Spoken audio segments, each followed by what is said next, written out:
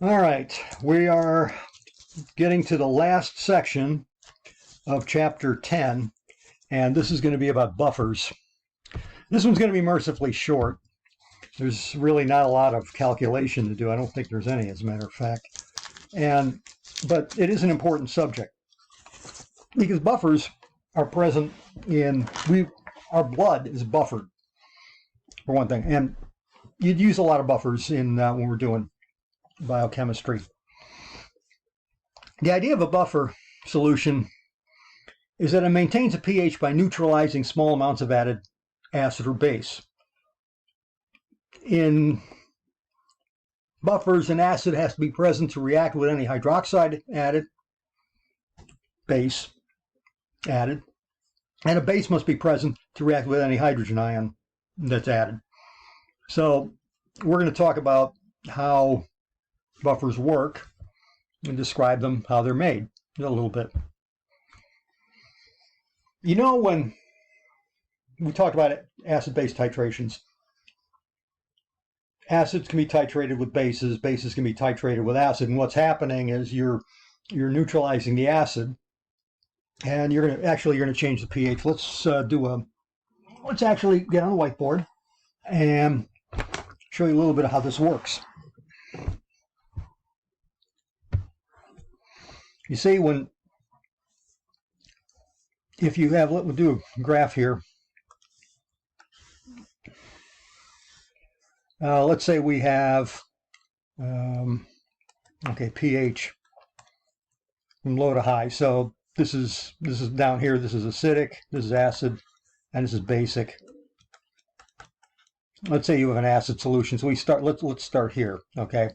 This could be any pH. It could be pH 3, pH 2, pH 1, pH 5, and we add base.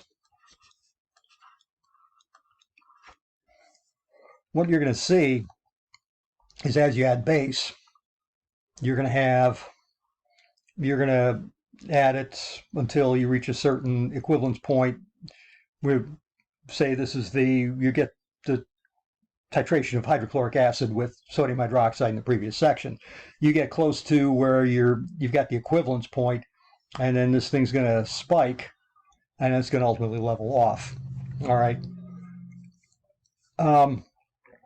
If you put in a buffer, what you want to do is your buffers are going to tend to maintain a pH somewhere around here, okay? Somewhere in that area, somewhere in the middle of that. And there's a way you do that. We'll talk about that as we go on. What happens is the buffer maintains the pH, so can't do it indefinitely. You can overwhelm it, but if small changes in the amount of acid or base are going to tend to stabilize the pH. They resist changes in pH from the addition of acid or base. So they absorb hydronium ion or hydroxide ion from food, cellular processes, so forth, to maintain pH. We need a pH. We need to maintain a fairly stable pH, close to 7.4, which is slightly basic in the blood. If a change in the pH affects a lot of things like the uptake of oxygen and various cellular processes, and we need, in fact, if you're doing biochemistry, any lab work, everything you're doing is going to be buffered at some pH. The way you make a buffer solution is you take a weak acid, like acetic acid here, and a salt of acetic acid. So you take acetic acid and, say, sodium acetate, equal amounts, equal numbers of moles. What's this going to do? Well, a weak acid has very little tendency to dissociate, to form hydrogen ions. So, and adding the conjugate base, you're going to be forcing, well, it's just the acetate. There's you're going to be, when we talked about equilibrium, let's remember talking about equilibrium constants. If you have this equilibrium, okay, let's look at the reaction C2H3O2. Acetic acid is going to have this, you're going to have this, yeah, I'm going to try something else here. I think this works. Yeah.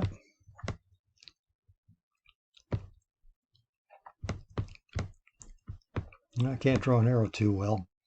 But you see, this is an equilibrium, and the equilibrium is with the acetate ion and hydrogen ion. And of course, the equilibrium is mostly acetic acid. All right, it's mostly here. So you have a little bit of, at any time, you have only a little bit of your conjugate base, the acetate,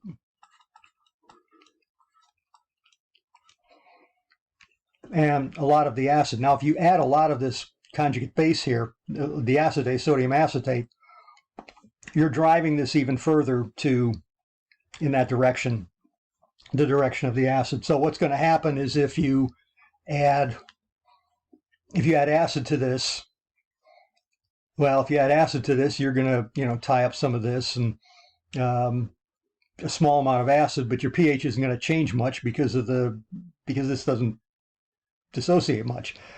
And of course, if you add the acetic acid, or if you add base, you're going to, you're still not going to be changing the pH because you still have a lot. Yes, it's going to be neutralized. You add hydroxide to this. Yes, it's going to tie up some of this, but a lot's going to be left. If you're talking about essentially, if you're talking about small amounts of acid or base being added, the pH really doesn't change much. And they're most effective when you have equal concentrations of the weak acid and its salt. And in the body, we use, actually, it's sodium bicarbonate. So, again, how these work. The salt produces acetate ions. It's soluble in water. It's an electrolyte. And so you have a lot of sodium acetate there. So you got a lot of acetate. So you have a higher concentration of the conjugate base than you get from the weak acid alone. In fact, you have very, very little from the weak acid alone. So you've got that equilibrium that's being worked here. See, that's how this slide's going. And ultimately what happens is that any additional acid or base, provided it's in small quantities, is simply not going to be enough to really affect the pH of the system very much. The acetate neutralizes the H3O plus from acids, and the acetic acid neutralizes any excess acid like hydroxide that comes into the system, and ultimately the pH stays fairly constant. There's mathematics you can do to show this, how it works. It's fairly interesting, but this really, what we're talking about here is really all you need to know. So here's what's going on. I just said this again, I can repeat it. You have a lot of the acetic in an acetate buffer. There's others. There's bicarbonate buffers too. That's what you have in your blood. You have a lot of the acid, and you have a lot of the conjugate base. So you have a lot of acetic acid, and you have a lot of acetate. What's going to happen is simple. Anything that's going to disturb that to a small extent is really not going to affect the pH. pH is going to be fairly constant because of the way this the way this works out. So as long as the amounts of acid or base are small being added to the buffer, you really maintain the pH. All right. Now, having said that, we're almost done. Which of the following combinations make a buffer solution? HCl, hydrochloric acid, and potassium chloride, carbonic acid and sodium bicarbonate, phosphoric acid and sodium chloride, acetic acid and potassium acetate. Well, remember, it's got to be a weak acid. And so hydrochloric acid is a strong acid. That isn't really going to work. That just isn't going to do it. C isn't going to work either because you've got phosphoric acid, which is a weak acid, but sodium chloride is not the conjugate base of phosphoric acid. That would be dihydrogen phosphate or hydrogen phosphate or phosphate. It'd probably be the dihydrogen phosphate would be the buffer, but sodium chloride is definitely not one of those. So A and C are out. What about B? Well, carbonic acid is a weak acid, and the conjugate base is hydrogen carbonate or bicarbonate. And I guess I'm cheating a little bit because I know the bicarbonate is the buffer system in the blood. So we know that B has to be the buffer. And we've been talking about acetic acid and acetate ion. So that has to be a buffer as well. So B and D have to be the answers. And you see that B and D really are. And that's really pretty much what you need to know about buffers. Any questions, you let me know. This one was a quick one, as I said, mercifully short. I'm looking at 11:40 something seconds here. We're getting close to 12 minutes. This is all for chapter 10, and I hope you get something out of these lectures.